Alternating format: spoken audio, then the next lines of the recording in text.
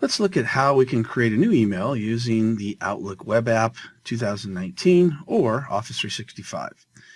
We can click on the new plus button and it pops up this option that we see to the right. If we'd like, we can expand it by clicking the boxes in the upper right hand corner, so that way it shows up as a pop-up rather than as something embedded that is stuck where it is. But now that it's a pop-up, we can move it around and we can even make it expand the full length of the monitor. Next thing we want to do is to put in the to box. So if we click on to, we can choose something from, that's what's called the global address list.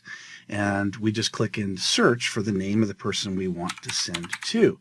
So I'll put in John and I'll click the search box and we see John Smith comes up. So like, yep, that's who I want to send to. I'll click save.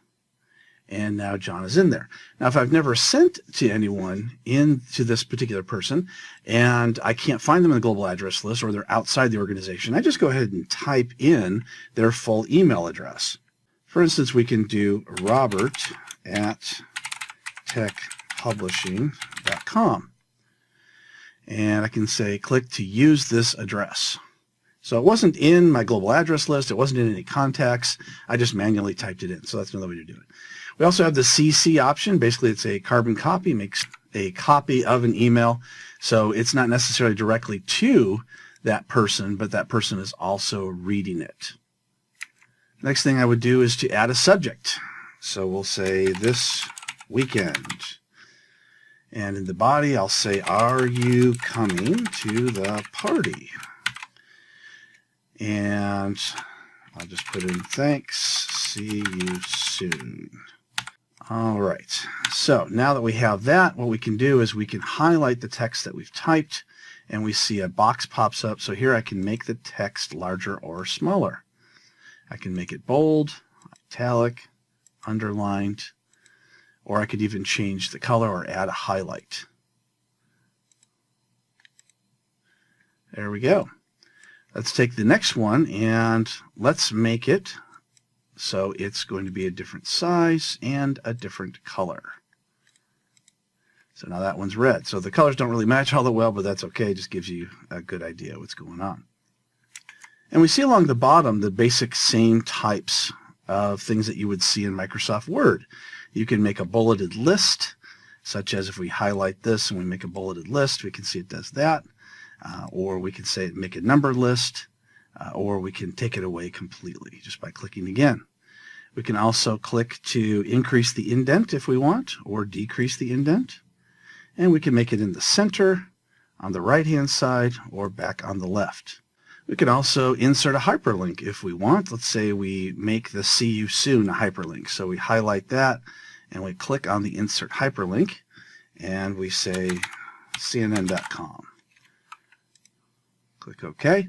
So now, if the person clicks on this hyperlink, they'll be redirected to that website. Or we can highlight it once again, and we can say, let's remove that. It's not what we want to do. We can also add superscript and subscript if we need to add that kind of thing, and all the other options that you would normally see in Microsoft Word. You can also undo things as well by clicking the undo button, and we see my hyperlink is back. And we can choose redo to make it once again go away. If we'd like to add a file into this, we can just click on the paperclip and click on attach. And let's just go ahead and attach the picture of my dog.